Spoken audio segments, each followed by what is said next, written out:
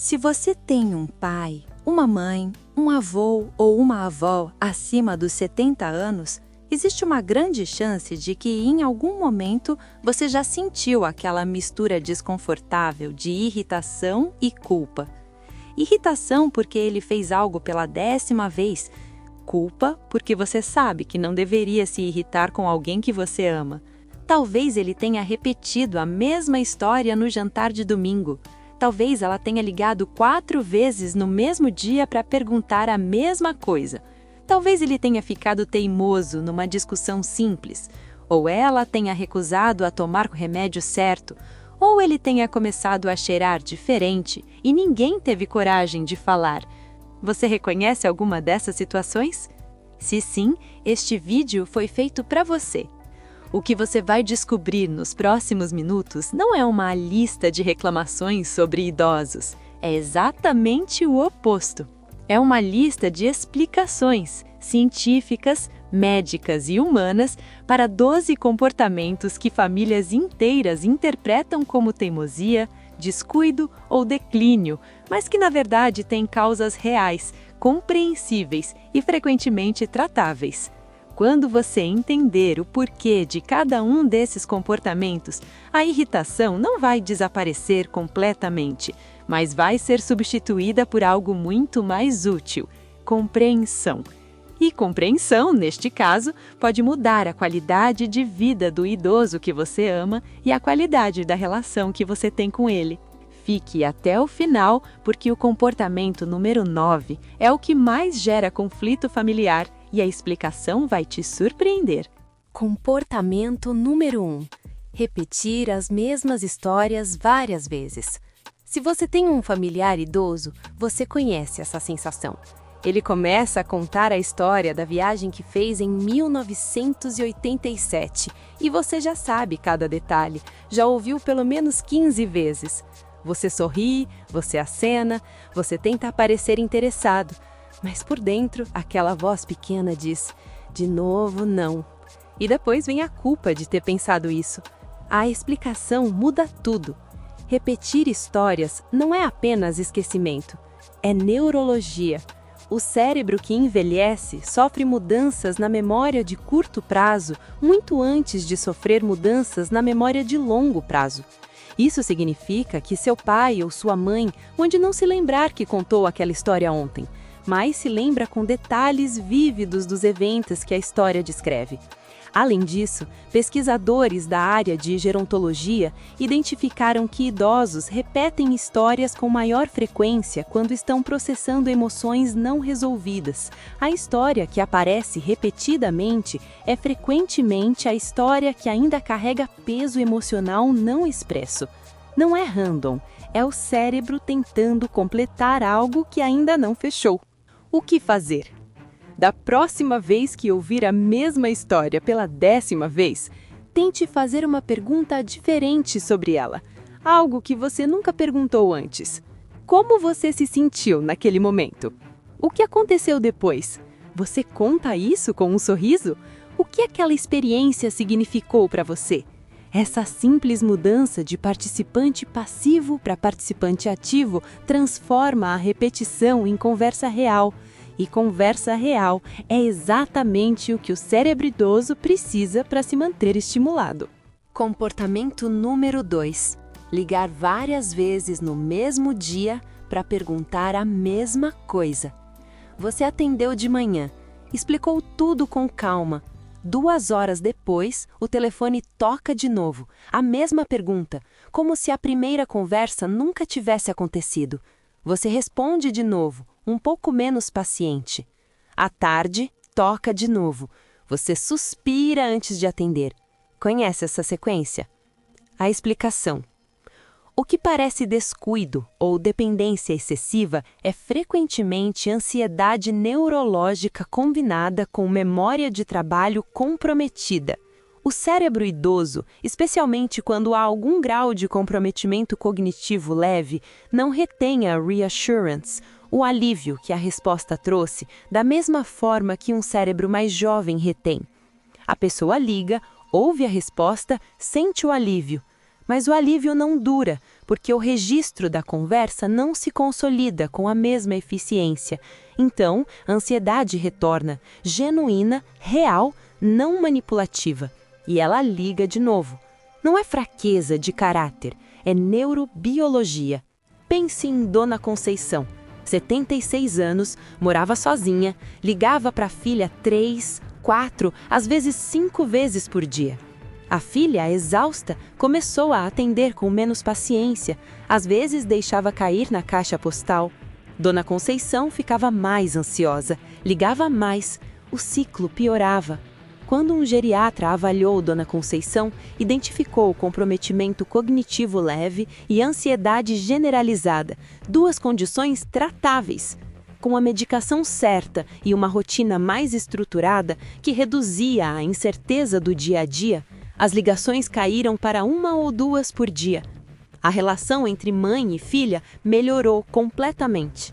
O problema não era a filha não ter paciência, era a mãe precisar de ajuda que ninguém havia identificado ainda. Comportamento número 3. Recusar tomar os remédios prescritos. Você separou, você organizou na caixinha com os dias da semana, você explicou a importância de cada um. E mesmo assim ele esquece, ou diz que não precisa, ou toma metade e esconde a outra metade, ou simplesmente diz que aquele remédio faz mal e que ele sabe melhor do que o médico. A família enlouquece, os conflitos se multiplicam. A explicação tem várias camadas. Primeira, efeitos colaterais reais que o idoso sente, mas não sabe nomear ou não quer parecer fraco reclamando. Tontura, sonolência, boca seca, náusea leve. Sintomas que o médico não perguntou porque o paciente não mencionou, porque a família não estava presente para facilitar a comunicação. Segunda, a polifarmácia.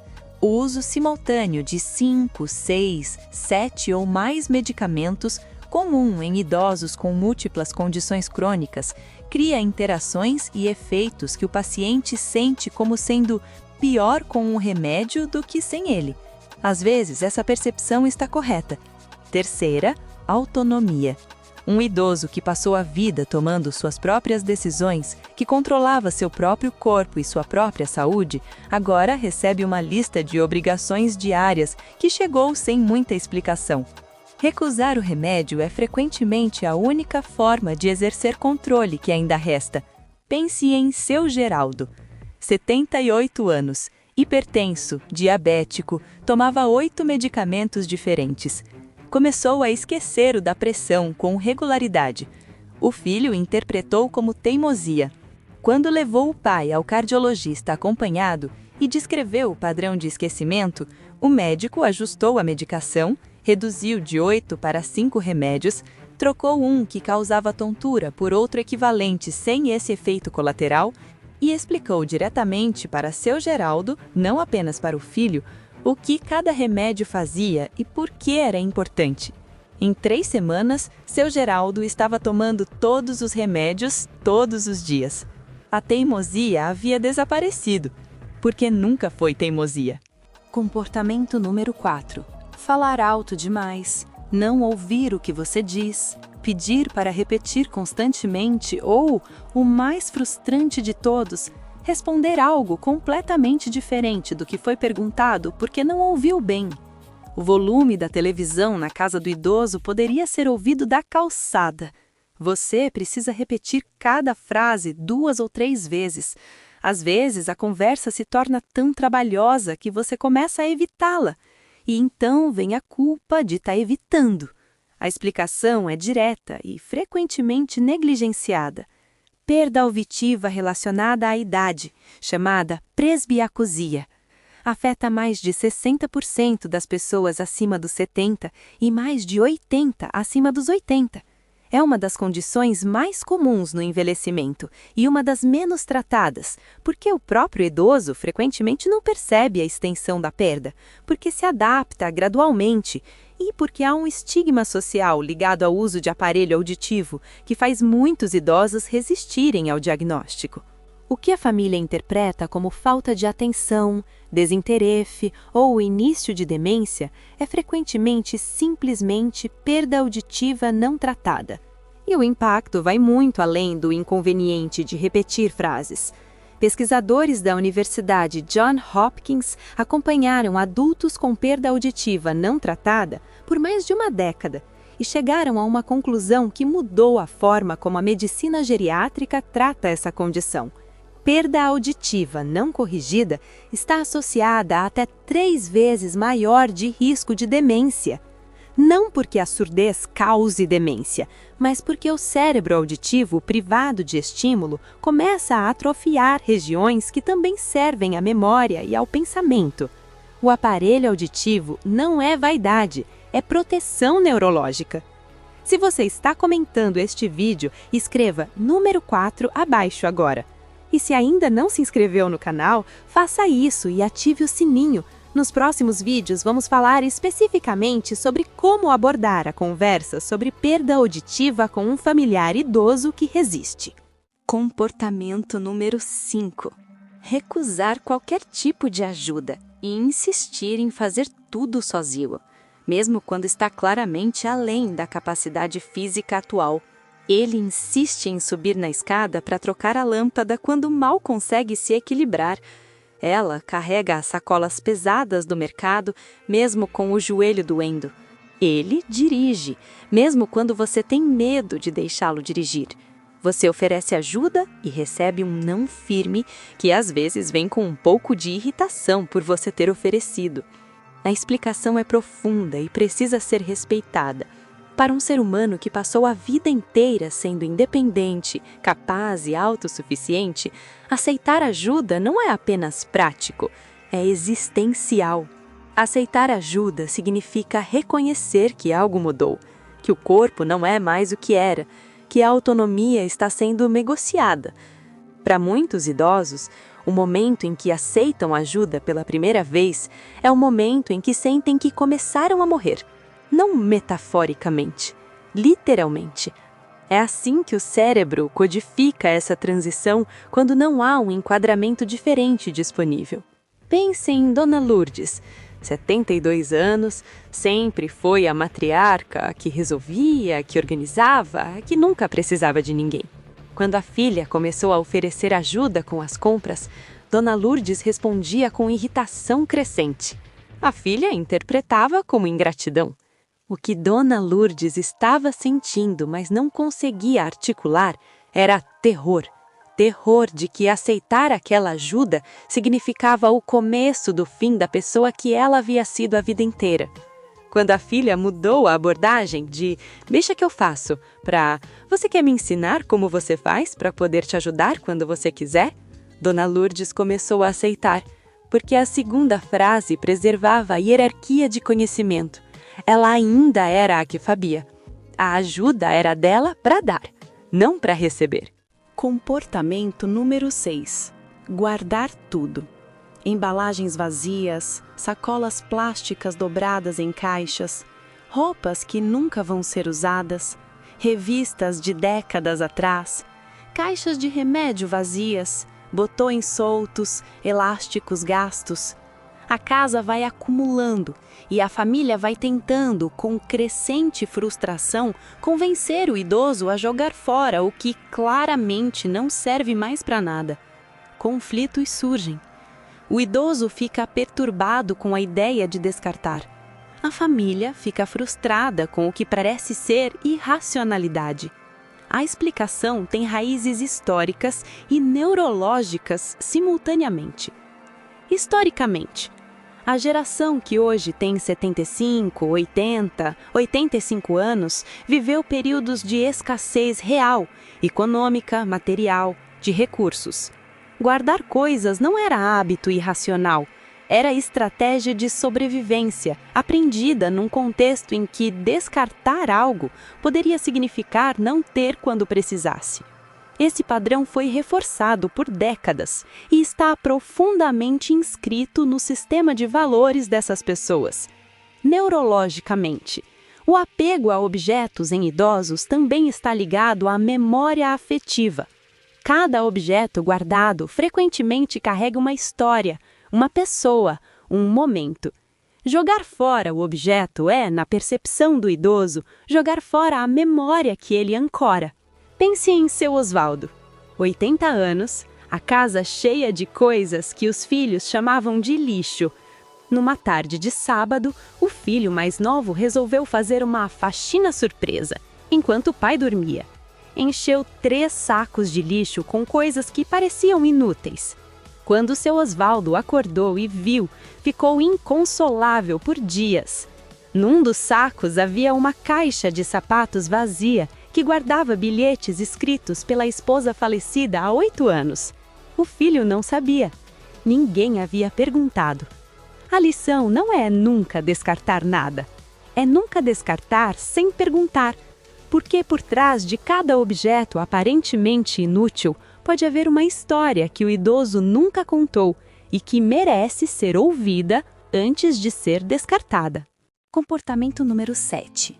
Falar sobre a morte com frequência. A própria morte, a morte de amigos, a preparação para morrer, o que vai acontecer com as coisas depois que for embora.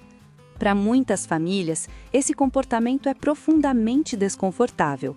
Os filhos mudam de assunto, minimizam, dizem: para com isso, você vai viver mais 100 anos, com boa intenção, mas com o efeito de silenciar algo que o idoso precisa expressar. A explicação. Falar sobre a morte não é sinal de depressão nem de desejo de morrer. É o processo natural e psicologicamente saudável de integração da mortalidade. O que o psicólogo Erik Erikson chamou de integridade do ego versus desespero, a tarefa desenvolvimental central da velhice. Um idoso que consegue falar sobre a própria morte com abertura e sem terror está, na verdade, fazendo um trabalho psicológico importante e saudável. Um idoso que é sistematicamente impedido de ter essas conversas pela família bem-intencionada, que muda de assunto, acumula angústia não expressa, que frequentemente emerge como ansiedade, irritabilidade ou depressão. Além disso, quando um idoso fala sobre o que vai acontecer com suas coisas depois que partir, sobre seus desejos para o funeral, sobre quem deve receber o quê, ele não está sendo mórbido. Está tentando exercer uma última forma de autonomia e cuidado com as pessoas que ama. Está tentando garantir que as pessoas que ficarem não tenham que tomar decisões difíceis num momento de dor. Da próxima vez que seu familiar idoso levantar esse tema, tente não mudar de assunto. Tente dizer: me conta o que você está pensando. Esse gesto simples pode ser um dos maiores presentes que você já deu a alguém. Comportamento número 8. Dormir em horários completamente diferentes dos da família. Adormecer às 8 da noite durante a visita. Acordar às 3 da manhã. Cochilar durante o dia e ficar acordado à noite. Ou dormir em fragmentos que parecem não ter nenhum padrão reconhecível. A família fica preocupada, frustrada, ou simplesmente não consegue ter um momento de qualidade com o idoso porque ele está dormindo quando todos estão acordados. A explicação é cronobiológica. O envelhecimento altera profundamente o ritmo circadiano, o relógio biológico interno que regula os ciclos de sono e vigília. Em adultos mais velhos, esse relógio avança, o que os especialistas chamam de avanço de fase de sono. O corpo começa a produzir melatonina mais cedo à noite e para de produzi-la mais cedo de manhã, o que explica por que o idoso adormece no sofá às 8 da noite e acorda às 4 da manhã completamente desperto. Não é escolha, é biologia circadiana alterada pelo envelhecimento. Além da mudança no ritmo circadiano, a arquitetura do sono muda com a idade. O sono profundo e restaurador diminui, os despertares noturnos aumentam e o sono se torna mais fragmentado e menos reparador por hora dormida. O cochilo diurno frequentemente não é preguiça, é o cérebro compensando a qualidade reduzida do sono noturno.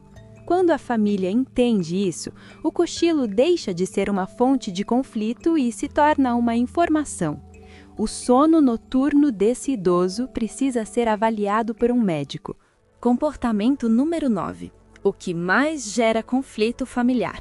Ficar irritado, impaciente ou explosivo por motivos que parecem completamente desproporcionais à situação.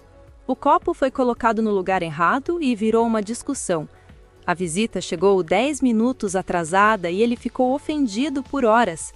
Um comentário inocente na mesa do jantar gerou uma reação que ninguém entendeu.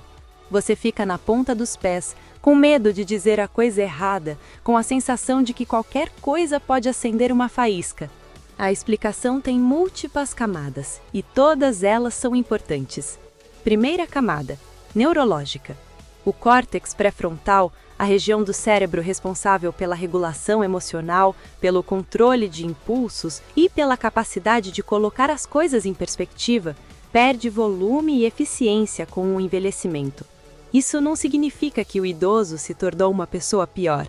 Significa que o mecanismo que antes filtrava as reações emocionais antes de expressá-las está funcionando com menos eficiência.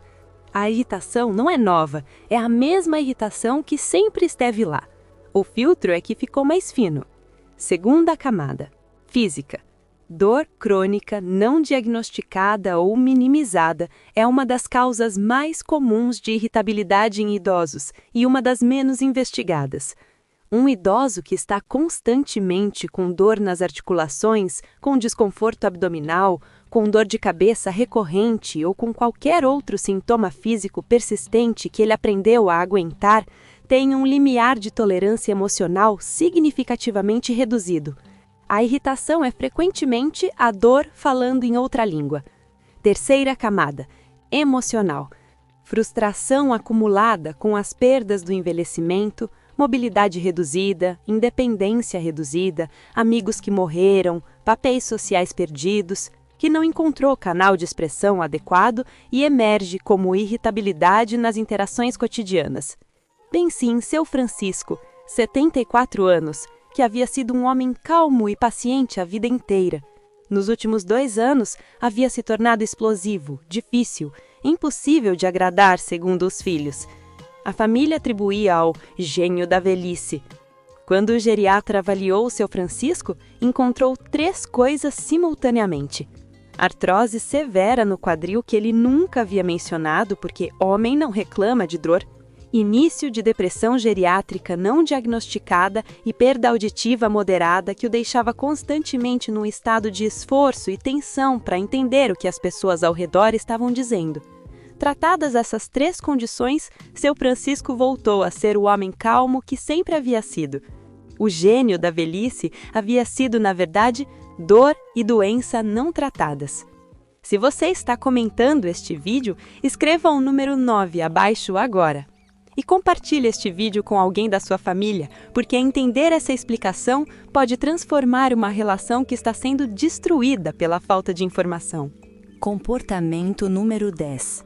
Recusar sair de casa, cancelar compromissos, desistir de atividades que antes amava, preferir ficar no sofá a qualquer coisa que envolva sair. A família insiste, você precisa se movimentar, precisa de ar, precisa de gente. O idoso recusa. A família fica frustrada com o que parece ser passividade ou apatia.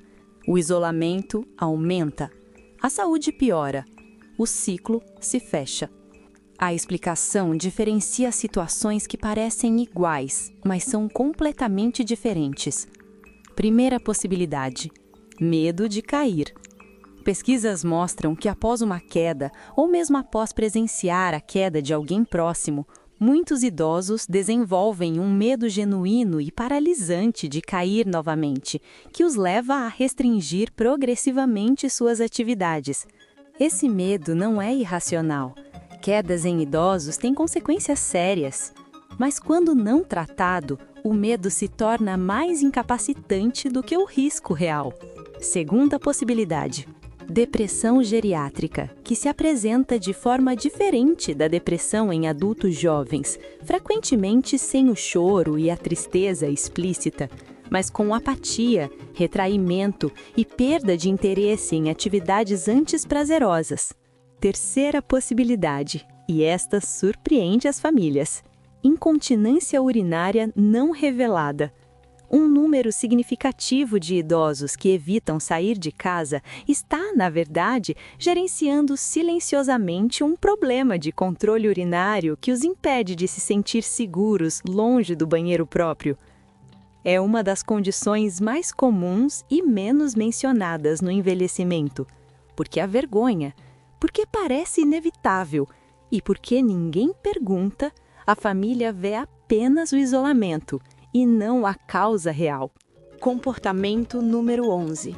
Comer pouco, recusar refeições, perder interesse pela comida ou começar a preferir alimentos com sabor muito forte, muito salgado, muito doce, muito temperado, de formas que parecem excessivas ou até preocupantes para a família.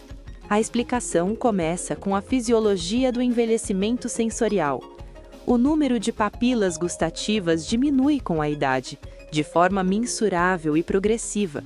Uma pessoa de 75 anos tem significativamente menos papilas gustativas funcionando do que tinha aos 40.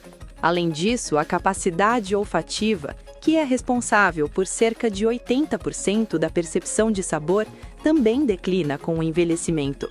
O resultado é que a comida que você preparou com carinho e que a família considera deliciosa, simplesmente não tem sabor para o idoso. Não porque ele seja difícil, porque o mecanismo sensorial que produzia o prazer de comer está funcionando com fração de sua capacidade anterior. Pense em Dona Amélia, 77 anos, que havia sido uma cozinheira apaixonada a vida inteira. Começou a colocar sal em tudo. A família ficou preocupada com a pressão. Começou a recusar pratos que sempre havia adorado. A família ficou ofendida. Quando o médico avaliou a situação, explicou que Dona Amélia estava instintivamente compensando a perda de percepção gustativa com mais sal e mais tempero, a única forma que seu cérebro encontrava de ainda sentir o prazer que a comida havia sempre proporcionado. A solução não foi proibir o sal.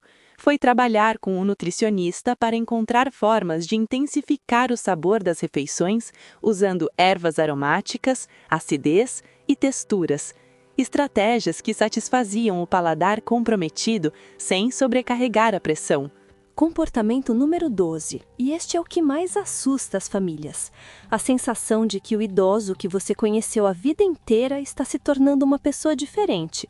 A pessoa gentil que ficou grossa, a pessoa reservada que ficou exibicionista, a pessoa cuidadosa que ficou descuidada, a pessoa honesta que começou a fazer pequenas desonestidades, a pessoa carinhosa que ficou fria. Não é que ele esteja de mau humor, é que ele parece diferente, fundamentalmente diferente. Esta é a explicação mais importante e mais urgente de todo o vídeo. Mudança de personalidade em idosos, especialmente quando a progressiva, quando acontece em mais de uma área do comportamento, e quando as pessoas próximas descrevem como ele não é mais a mesma pessoa, pode ser um sinal precoce de condições neurológicas que precisam de avaliação médica imediata. Demência frontotemporal, em particular, se apresenta inicialmente como mudança de personalidade e comportamento muito antes de apresentar perda de memória, e é frequentemente confundida com gênio da velhice ou ele ficou difícil por anos antes de ser diagnosticada. Mas, e este é um ponto crucial, nem toda mudança de personalidade é neurológica. Depressão geriátrica severa, hipotireoidismo não diagnosticado, deficiência de vitamina B12, efeitos secundários de medicamentos e infecções urinárias em estágio avançado em mulheres idosas, todas podem apresentar mudanças comportamentais e de personalidade que se resolvem completamente com o tratamento adequado. Uma infecção urinária em uma mulher idosa, por exemplo, pode se apresentar como confusão mental aguda, agitação e comportamento completamente fora do padrão e ser tratada com antibiótico em dias. A família que não sabe disso chama o médico tarde demais porque assumiu que era a velhice. Pense em seu Roberto, 71 anos, engenheiro aposentado, homem metódico, preciso e de poucas palavras. Começou a fazer comentários inapropriados em público, a gastar dinheiro de formas que nunca havia feito, a agir com impulsividade que todos ao redor reconheciam como completamente fora do seu padrão de décadas. A família passou 1 ano e meio atribuindo ao estresse da aposentadoria, às dificuldades do envelhecimento, ao gênio que ficou pior. Quando finalmente foram ao neurologista, o diagnóstico foi demência frontotemporal em estágio inicial, uma condição que tem progressão mais lenta quando identificada cedo e para a qual há intervenções que melhoram a qualidade de vida. O 1 ano e meio de espera havia custado tempo precioso de intervenção precoce. Agora você conhece as 12 explicações. Repetir histórias não é falta de memória, é neurologia e emoção não processada. Ligar várias vezes não é dependência, é ansiedade neurológica tratável. Recusar medicamentos não é teimosia, é autonomia, efeitos colaterais e comunicação insuficiente. Falar alto demais não é desatenção, é perda auditiva que precisa de tratamento. Recusar ajuda não é orgulho irracional, é a defesa da própria identidade. Guardar tudo não é acumulação sem sentido, é história e memória afetiva guardada em objetos. Falar sobre a morte não é depressão, é integração saudável da mortalidade. Dormir em horários diferentes não é preguiça, é biologia circadiana alterada. Ficar irritado não é gênio da velhice, é dor, doença e perda de filtro emocional. Isolar-se não é apatia, é medo, depressão ou uma condição não revelada. Comer pouco ou de forma diferente não é dificuldade, é declínio sensorial compensado instintivamente. E mudar de personalidade não é inevitável, é um sinal que merece avaliação médica urgente. 12 comportamentos, 12 explicações que transformam irritação em compreensão. Compreensão não significa aceitar passivamente tudo o que está acontecendo. Significa entender o que está por trás para poder responder de forma útil em vez de reagir de forma que machuca os dois lados. O idoso que você ama não está tentando te irritar, está navegando um processo que ninguém escolhe e para o qual ninguém recebeu um manual. E você, que está ao lado dele, também não recebeu um manual. Espero que este vídeo tenha sido, pelo menos em parte, esse manual. Uma última coisa antes de você sair. Se ao longo deste vídeo você reconheceu em algum dos 12 comportamentos um sinal que estava ignorando, especialmente os comportamentos 9 e 12, não espere mais para levar o idoso que você ama a um geriatra. Não a um clínico geral que vê o paciente por 10 minutos. A um geriatra, um médico especializado em envelhecimento, que faz a avaliação completa, que pergunta sobre dor, sobre sono, sobre humor, sobre cognição, sobre medicamentos, sobre o que mudou e quando mudou. Essa consulta pode ser a diferença entre uma condição tratada a tempo e uma condição que progrediu além do ponto de intervenção efetiva. Deixe nos comentários qual dos 12 comportamentos você mais reconheceu, na sua vida ou na vida de alguém que você ama. Sua resposta pode ser exatamente o que outra família precisava ler hoje para entender algo que vinha interpretando errado há anos. Inscreva-se no canal, ative o sininho e compartilhe este vídeo com alguém que está passando por um dos 12 momentos que descrevemos aqui. Porque às vezes, a maior ajuda que você pode dar a alguém é uma explicação que chega no momento certo. Obrigado por assistir. Nos vemos no próximo vídeo.